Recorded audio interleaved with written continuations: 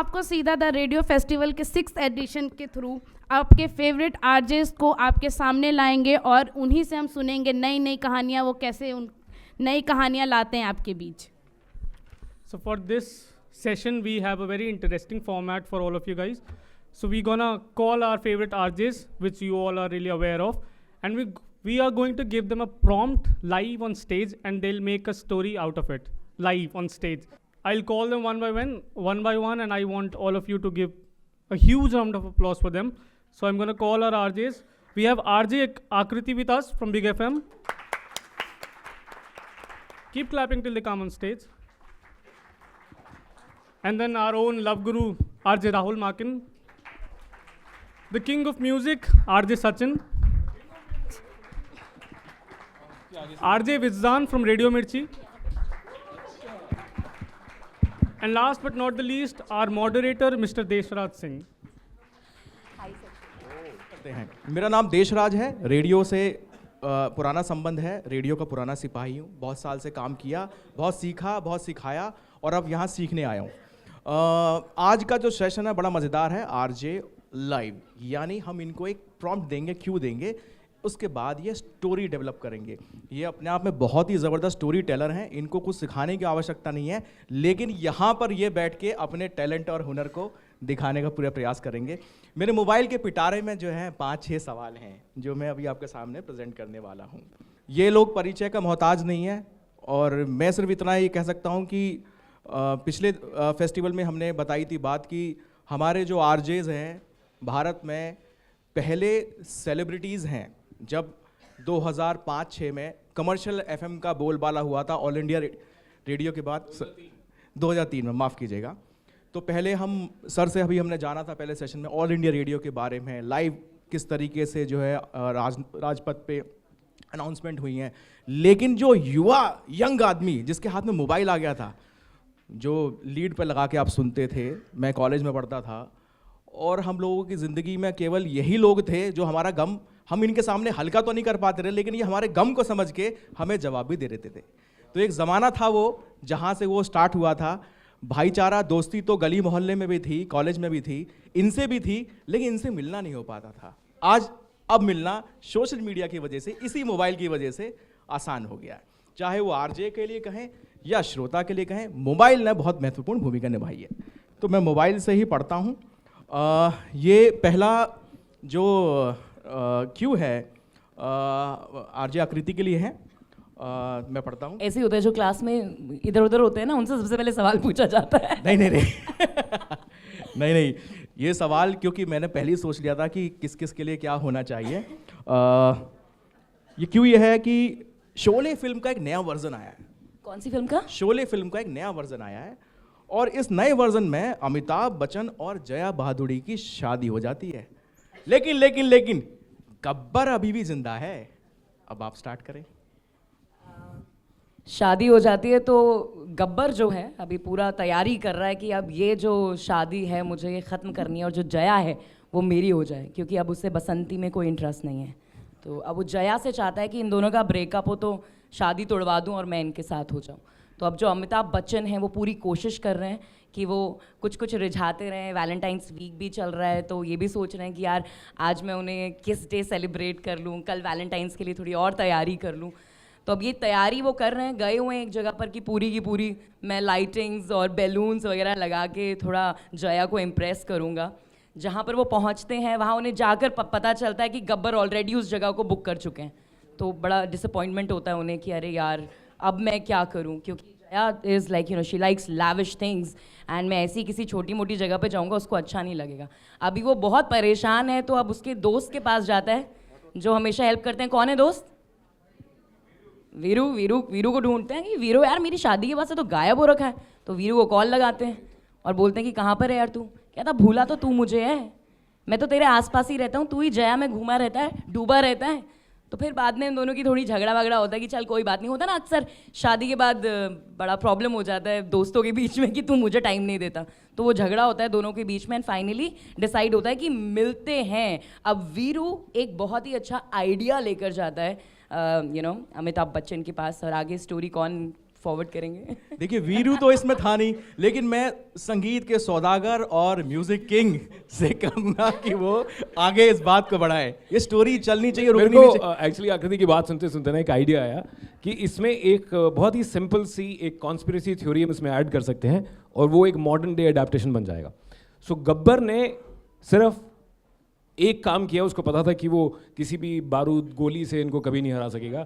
So he realized he has to be very tactical in his approach, और उसने रेखा की मदद ली। रेखा का रोमांस का जो एंगल था वो अमिताभ और जया की स्टोरी में डाला गया और वो अब तक चल रहा है। किसी भी अवार्ड शो में बच्चन साहब कितने बड़े हो गए wherever, so वो गब्बर का किया हुआ धरा है। In like this exactly he's done. This is the biggest explosion, and to make the relationship volatile, तो ये Rekha, Jaya Bhaduri, Amitabh Bachchan triangle, this conspiracy theory, ये गब्बर की वजह से है। कॉन्फ्रेंस तो ठीक है, गब्बर भी आ गया, शादी भी हो रही है, लेकिन लव ट्रायंगल या लव चीज नहीं दिखाई दे रही है। तो लव गुरु के पास चलते हैं और उनसे जानते हैं कि वो कैसे स्टोरी को आगे बढ़ाएंगे। वो भी 2 स्टोरीज हो गई हैं, मैं किसको आगे बढ़ाऊं, कॉन्स्पिरेसी थ्योरी वाली को या ये वाली अब आप को? इसमें प्यार का कुछ छींटा लगाइए, तब मजा आएगा। ओके, तो एक्स्ट्रा मैरिटल में तेरे को जाना है भाई। एक्स्ट्रा मैरिटल डाल दे हुए।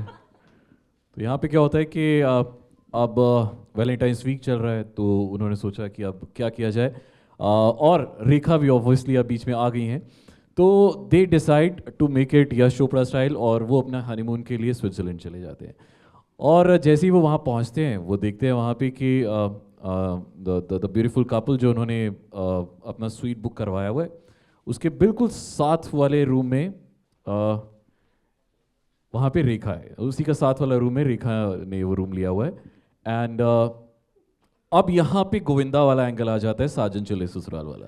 तो अब वो सबने देखी होगी ना वो फिल्म, और वो जो गाना है, तुम तो धोखेबाज हो वादा करके भूले, बस वैसे ही हो रहा है अब।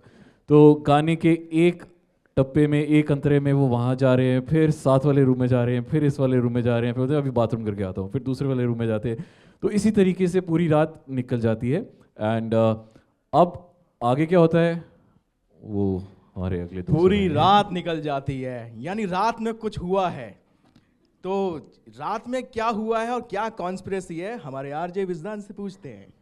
रात में कश्मीर में किसी को रेखा दिखती है, और ये है परवेज।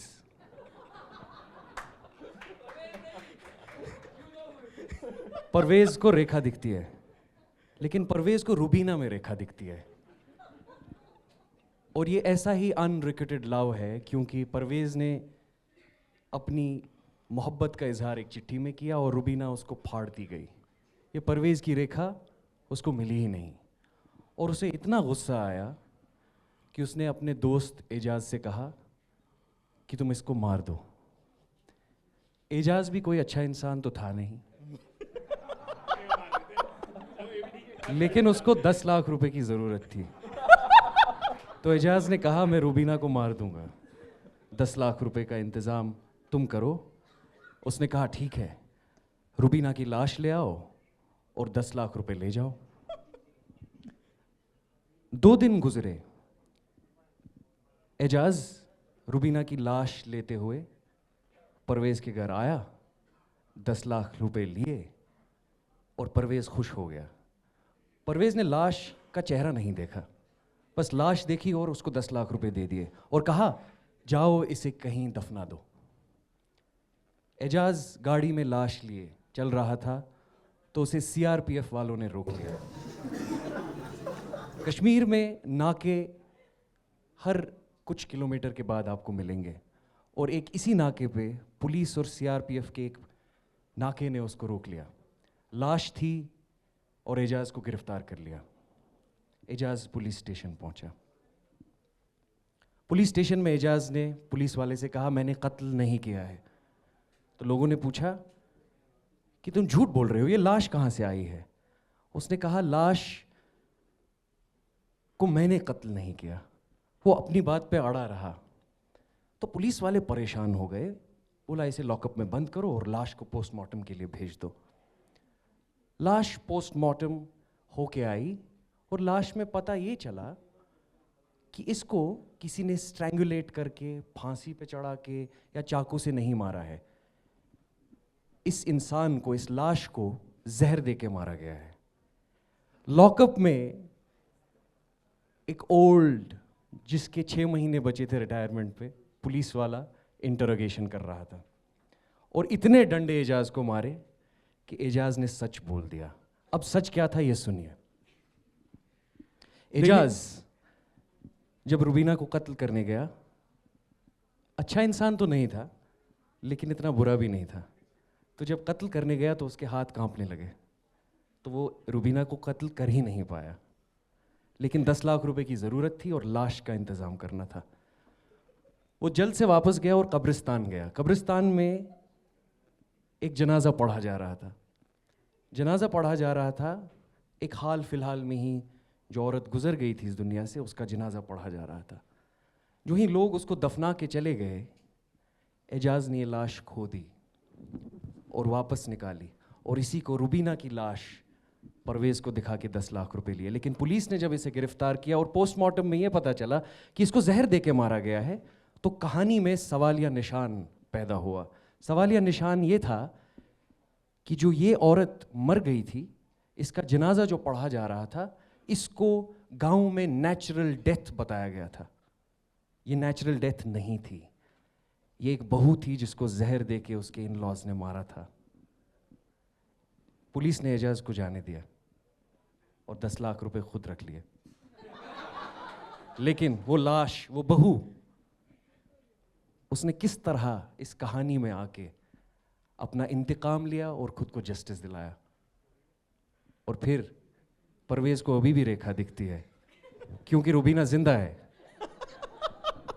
अरे एक बात ये समझ लीजिए, आरजे नहीं, आपको तो फिल्मकार होना चाहिए जी। आप तो कोई बढ़िया सी फिल्म बनाएं जिसमें बहुत बढ़िया स्टोरी है। शोले से फिल्म स्टार होके रुबीना की लाश पे पहुंच गई तो बहुत ताली बजाइए आगे। और इसके आगे चलते हैं। मैं और एक खूबसूरत लड़की एक साथ एक लिफ्ट के अंदर एंटर करते हैं। लिफ्ट में सिर्फ चौथा बटन है। हम दोनों ने एक साथ चौथे बटन को दबाया। लिफ्ट चौथे फ्लोर पर रुकी नहीं, आगे चलती गई और ऊपर जाने लगी। आरजे माकिन। सो लिफ्ट जो एक पेंट हाउस में जाके रुकती है, और क्योंकि ऑफ कोर्स वो एक सीक्रेट रूम है जिसकी कहीं भी किसी भी लिफ्ट में कोई जानकारी नहीं थी, इसलिए कोई बटन नहीं था, तो सीधे जाके एक पेंट हाउस में रुकती है। और जैसे ही वो दरवाज़ा खुलता है, आप थे ना, आप और आपकी प्रेमिका, और वो मेरी प्रेमिका।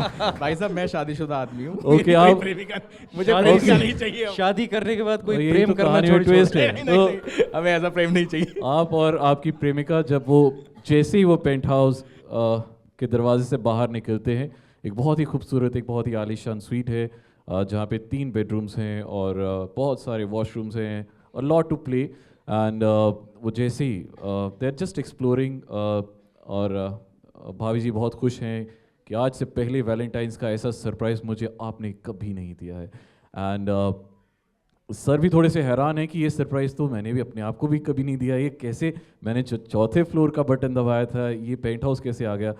एंड जाते जाते फाइनली जैसे ही वो वॉशरूम में पहुंचते हैं, वो देखते हैं कि जो बाथ टब है वहाँ पे नहीं, यहाँ कोई लाश नहीं है, ये मोहब्बत वाली कहानी है। वहाँ पे जो इनकी हमारी असली भाभी जी हैं वो वहाँ पे बैठी हुई हैं। तो वो बोलती हैं ये कौन है। इसके बाद आगे बढ़ाते हैं जी, ये कौन है, भाभी जी बैठी हुई है। वैसे जब असली वाली भाभी जी बैठी है बाथटब में, बोलती है ये कौन है, with a wine glass in her hand, ये कौन है। वैसे जब कहानी स्टार्ट हुई थी, शादी नहीं हुई थी, ऊपर पहुंच के भाभी जी आ गई हैं। तो आपने खुद ही कहा था कि आपकी शादी हुई है, तो मैं तो वही सोच के बढ़ा रहा हूँ आगे। तो हम कहानी को आगे बढ़ाते हैं और हमारे संगीत के सौदागर के पास फिर से चलते हैं। सौदागर तो बेचते हैं सर, हम तो रसिक हैं, हम तो संगीत के पुजारी हैं, हम तो सेवा कर रहे हैं। संगीत के पुजारी के पास चलते हैं। हाँ जी, जी बोलिए। सर। तो एक्चुअली जो भाभी गर्ल, आई एम अ भाभी गर्ल, वो गाना गा रही थी, आई एम अ भाभी गर्ल इन द भाभी वर्ल्ड। तो वो जो वहाँ बैठी हुई थी तो तब ये इस चीज़ का थोड़ा सा like there was lot of confusion.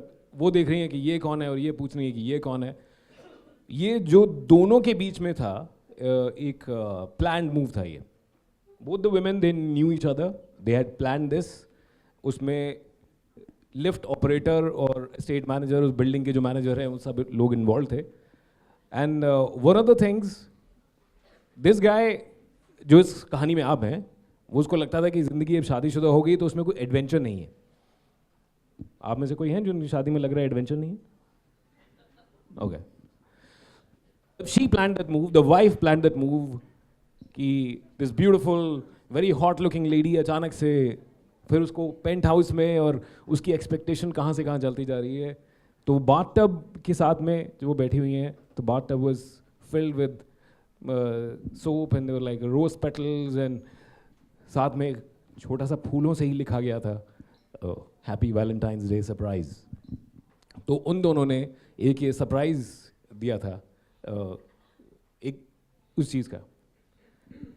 And उनको किसी को भी अंदाज़ा नहीं था कि आगे क्या होने वाला है, क्योंकि दे जस्ट थॉट कि मॉडरेटर साहब जो हैं वो थोड़ा सा अभी शादी थोड़ी मोनोटोनस जा रही है, या फिर वो गर्लफ्रेंड्स को मिस कर रहे हैं, पुराने प्यार को मिस कर रहे हैं, so let's just रीकिंडल that thing, वो उसको वापस लाया जाए। अब दैट लेडी शी लेफ्ट, जो लिफ्ट में उनके साथ थी।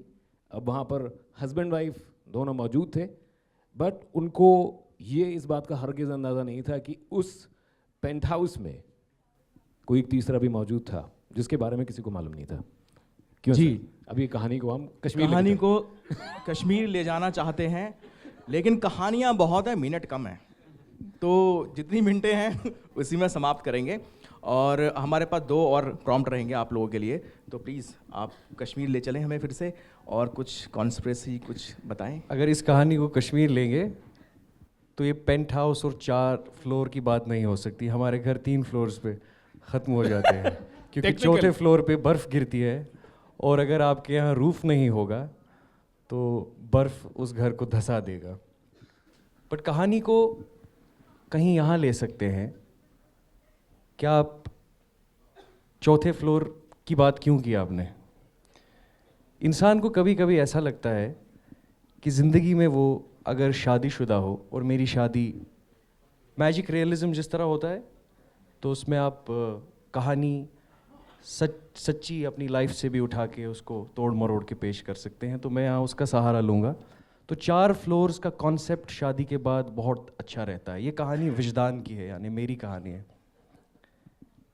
कहानी कुछ इस तरह से है कि 6-7 महीने पहले मेरी शादी हो गई, और मेरे घर पे 3 फ्लोर्स हैं, और शादी चल रही है उन 3 फ्लोर्स की वजह से, क्योंकि एक फ्लोर पे मेरी वाइफ रहती हैं, एक फ्लोर पे मैं रहता हूँ, और एक फ्लोर पे मेरे पेरेंट्स रहते हैं। जब प्यार उमड़ आ जाता है तो हम ग्राउंड फ्लोर पे होते हैं, पूरी फैमिली का। जब मेरी बीवी मेरी माँ से कुछ सुन लेती है तो मैं ऊपर आग को बुझाने चला जाता हूँ, लेकिन जब मैं खुद भी जल रहा होता हूँ तो मैं मंझले वाले फ्लोर में एक बैरिकेड लगाता हूँ। न मेरी बीवी ऊपर से नीचे आ सकती है, न मेरे पेरेंट्स नीचे से ऊपर जा सकते हैं। तो इन फ्लोर्स घर में नाका लगाया, ये नाका लगाया है। तो ये फ्लोर्स जो हैं, ये एक सक्सेसफुल मैरिज के लिए बड़े ज़रूरी हैं। और मैं ये सच कह रहा हूँ, ये कहानी बिल्कुल सच्ची है कि शादी इसी तरह चलती है कि आपके पास अलग अलग फ्लोर्स हों ताकि आपके पास स्पेस हो। नहीं तो 4 मंजिल का मकान बनाना ज़रूरी है। 3 मंजिल से चल जाएगा। चल जाएगा। आई थिंक बच्चे आने के बाद दिल्ली में 4 मंजिल वैसे अलाउड है ना? 4 मंजिल दिल्ली ये में चौथी मंजिल वाज अ सिंबोलिज्म। आप चौथी मंजिल का मतलब समझ गए होंगे कि जिनको 3 से गुजारा नहीं होता फिर वो चौथी मंजिल की तरफ आते हैं। तो आप हमारे यहाँ तो उसमें हमारे यहाँ तो गुंजाइश भी है, लेकिन कहीं मेरी बीवी की बैग में बंदूक ना हो। अब आप भाभी जी साथ बैठी हैं तो ये 3 फ्लोर तक ही रखेंगे, फिर बाहर जाके पूछेंगे चौथा फ्लोर कहाँ पे लिया आपने दिल्ली में? उन्होंने पहले कह दिया वहाँ बर्फ होगी और वो धंस जाएगा। जी आकृति, अब बर्फ होगी और धंस जाएगी। आप बताइए, आप इसका एंड कर दीजिए कहानी को। अब बस ये फिल्म बनने को तैयार है और ये सुपर एक्चुअली हिट वो हो जो जाएगी। चौथा माला था ना, जो जब लड़का और लड़की पहुंचे थे चौथे माले में, उन्हें आइडिया नहीं था कि चौथा माला कहाँ से आ गया है। ये एक्चुअली वो जो 3rd फ्लोर में मम्मी पापा 1st फ्लोर में रहते हैं, 1st फ्लोर में, ग्राउंड फ्लोर में, इन्होंने अपने लिए अलग से बनाया हुआ पार्टी करने के लिए कि मेरे बच्चों को पता ना चले। ऐसा थोड़ी कि बच्चे ही डरते हैं अपने माँ बाप से, माँ बाप भी डरते हैं कि नहीं कहीं पार्टी करते हुए हम ही ना देख ले। तो एक डिफरेंट फ्लोर उन्होंने बना रखा है। यहाँ पर हम अपनी पार्टी करेंगे, अपने दोस्तों को सीधा चौपर से बुलाएंगे कि नीचे से मत आना, कहीं देख लें। तो उनका पूरा प्लान होता है। पर यहाँ पर अभी ये जो 4था फ्लोर इन्होंने डिस्कवर कर लिया है, जो गर्लफ्रेंड एंड बॉयफ्रेंड है, वहाँ पे बीवी भी बैठी हुई है, इन्होंने डिस्कवर कर लिया। अब ये तीनों बैठ के वेट कर रहे हैं कि कब आए मम्मी पापा ऊपर पार्टी करने के लिए। इनको हम धप्पा करते हैं, हम इनको सरप्राइज़ देते हैं।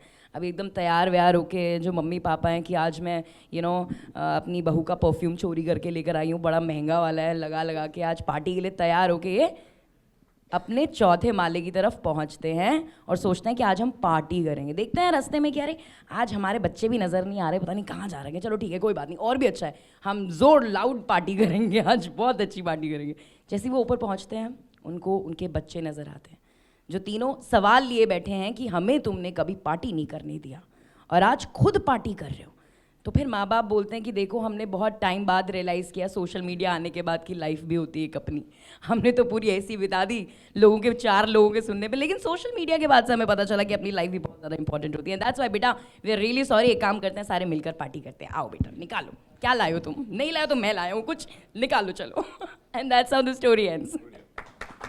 वाओ, तो 2 स्टोरी हमारे पास बन गई है। यहाँ मास कम्युनिकेशन के स्टूडेंट होंगे, है ना? स्टोरी मिल रही है बनाने के लिए, तो अगला असाइनमेंट इसी पे हो सकता है। चलिए अब आगे बढ़ते हैं, और हमारा ये 3rd है, और ये प्रॉम्प्ट बहुत इंटरेस्टिंग है क्योंकि इसमें कुछ एक्साइटिंग बात हो सकती है, क्योंकि हम अभी एक ऐसे वीक से गुजर रहे हैं जो हमारे पॉकेट को वीक बना देता है कई टाइम।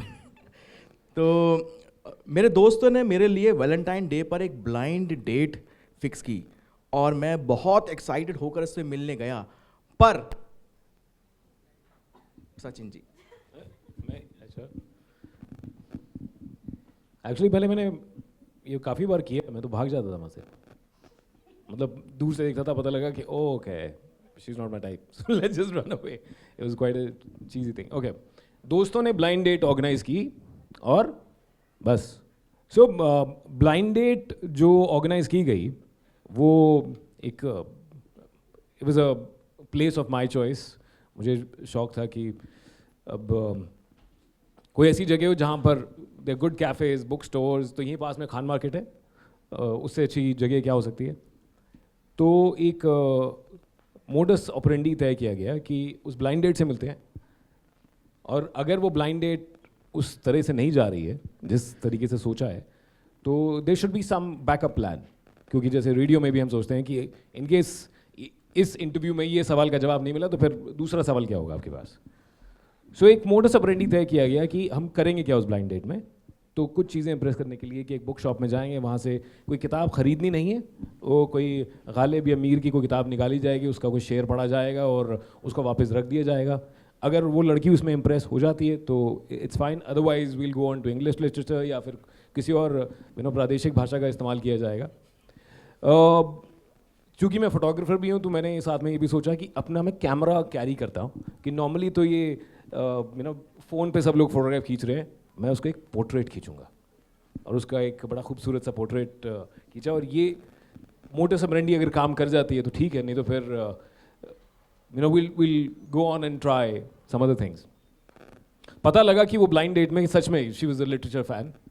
तो जहाँ पे आपने बात की कि काफ़ी जेब को वीक कर देने वाला है, तो किराए की किताब पढ़ी गई, उससे वो इम्प्रेस हुई। कॉफ़ी के पैसे उसने दिए, रोल मेरे पास कैमरा में ऑलरेडी था, तो मैंने उसका एक पोर्ट्रेट खींच दिया और उसको बोला कि ये फिल्म कैमरा है तो ये बाद में डेवलप होगा। फिर मैंने उसको कहा कि तुम्हें मैं एक ऐसी बड़ी खूबसूरत जगह दिखाता हूँ जहाँ से काफ़ी सारी रोमांटिक स्टोरीज निकली हैं, और ना सिर्फ रोमांटिक, मतलब even bordering eroticism and everything, so a very important part of life. नहीं, ऐसी कौन सी जगह है? तो मैंने कहा चलो वो जगह एक सिर्फ डाई हार्ड रोमांटिक को ही पता हो सकती है।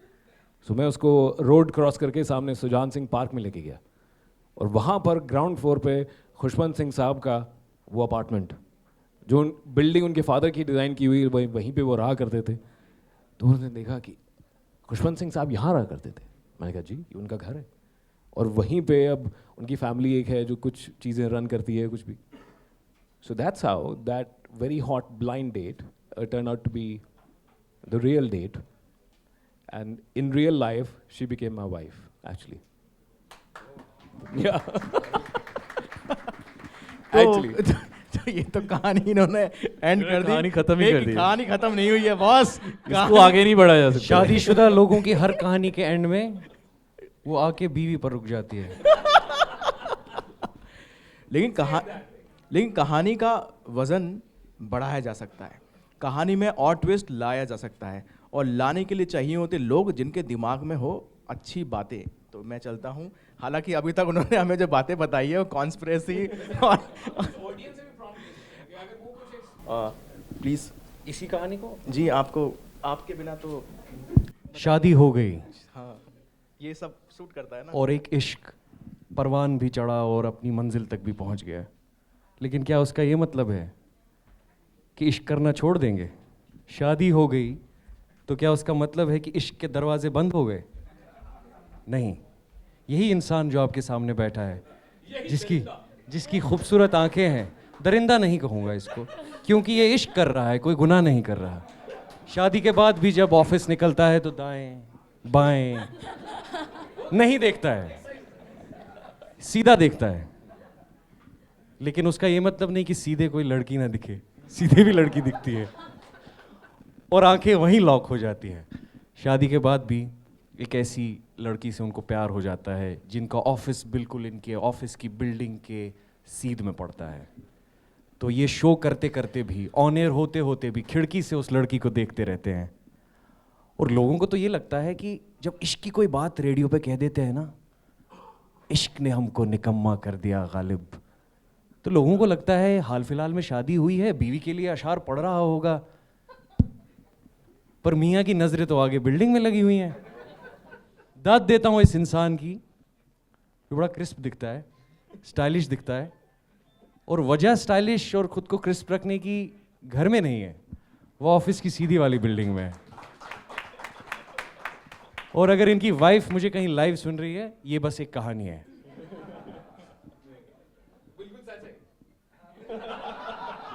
मेरी भी दुआ कबूल हो गई।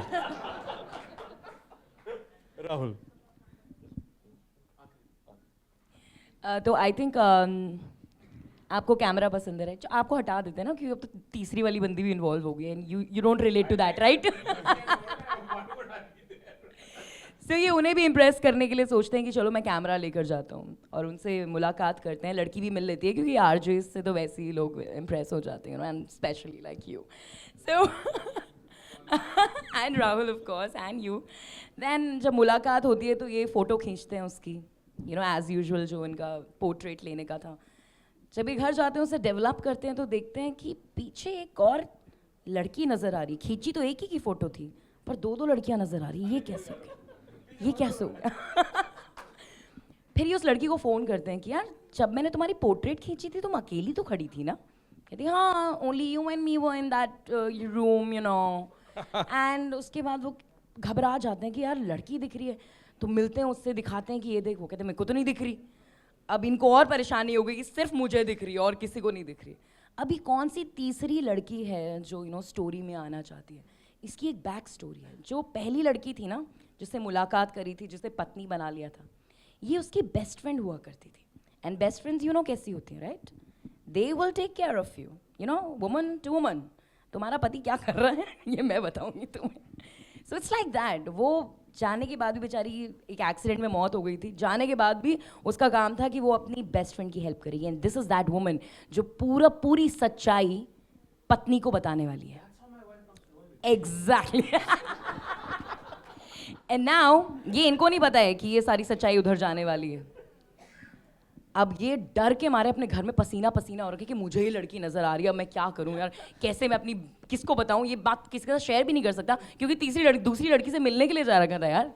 And then finally when he opens ये सब टीवी खोलते हैं कि चलो थोड़ा सा चिल मारता, कोई OTT प्लेटफॉर्म पे देखूंगा, वहीं पे वो लड़की उसको सामने नजर आ जाती है जो पिक्चर में नजर आ रही थी। अब वो सामने बैठ के वार्निंग देती है कि सचिन ये आखिरी बार है, इसके बाद बता दूंगी तुम्हारी बीवी को, ठीक है? तुम अच्छा शो करते हो, that's the only reason I'm giving you the last chance. And that's how, you know, वो अच्छी बात यह है कि वो लड़की भी चांस दे रही है। आरजे है ना, इतना स्मार्ट आरजे क्या करे तो वो भी एक चांस दे देती है and then he says okay fine. और वो डर जो होता है ना, बड़ा डर होता है उसके बाद से, there is always a happy thing. मैं तो कहानी एंड कर दिया, I thought I was last person. कोई बात नहीं, अभी भी एक कहानी एक अभी ट्विस्ट और आ बाकी है सकता मेरे है दोस्त। इसमें। एक ट्विस्ट और आ सकता है ना? बिल्कुल, एक ट्विस्ट। ओके चलिए, तो फिर ये आखिरी वार्निंग सुनने के बाद सचिन थोड़े से डर जाते हैं और कहते हैं नहीं, आज के बाद जो सामने वाली खिड़की में जो चांद का टुकड़ा रहता था, अभी अब उस पे ज़्यादा फोकस नहीं करेंगे। एंड अब वो कैमरा दोबारा से उठाते हैं और अब कहते हैं आज मैं सिर्फ भाभी जी की पोर्ट्रेट्स ही खींचूंगा।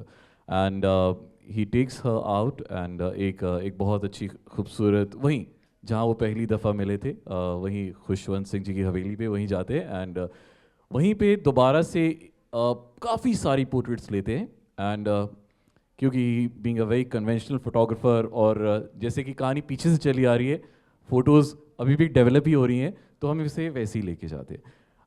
तो दोबारा से वो पिक्चर्स डेवलप करने के लिए वो अपने रेड रूम में लेके जाते हैं एंड वो टांग देते हैं तार के ऊपर और फिर खाना वाना खा रहे हैं भाभी जी के साथ। और फिर जब वापस आते हैं, जैसे ही वापस आते हैं और वो सारी पिक्चर्स पे देखते हैं, फिर से उस पिक्चर में भाभी जी के पीछे एक और लड़की दिखाई दे रही है।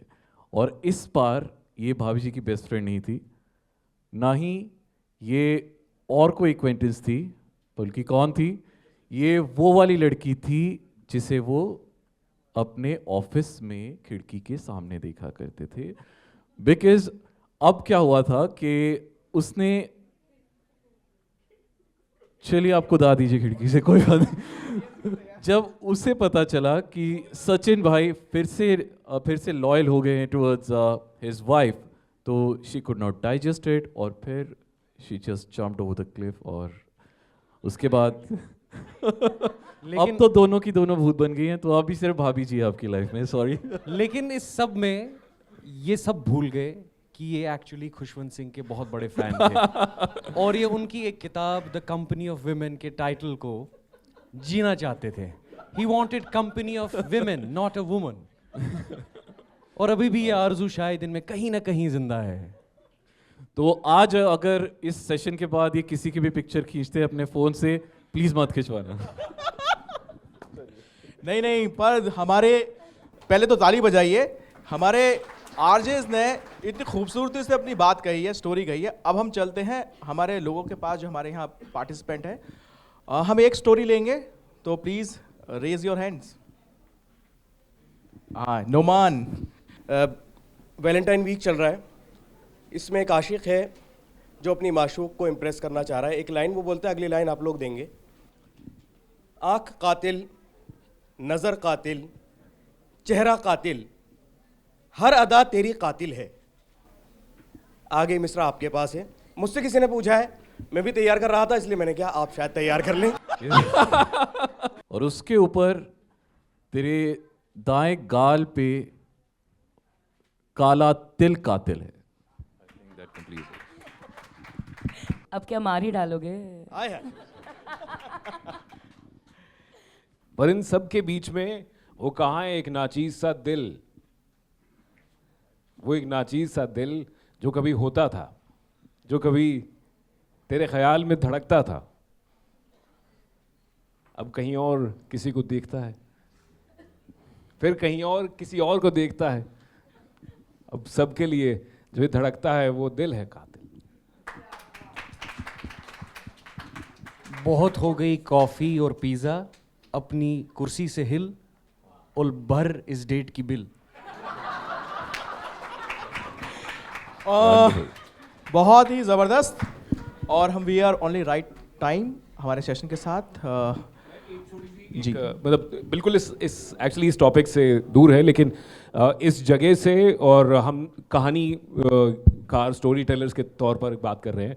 तो अभी कुछ देर पहले ही when I was just parking the car outside, I got a call from the Coke Studio Pakistan team, and one of the best storytellers of our time, Zia Mohiuddin.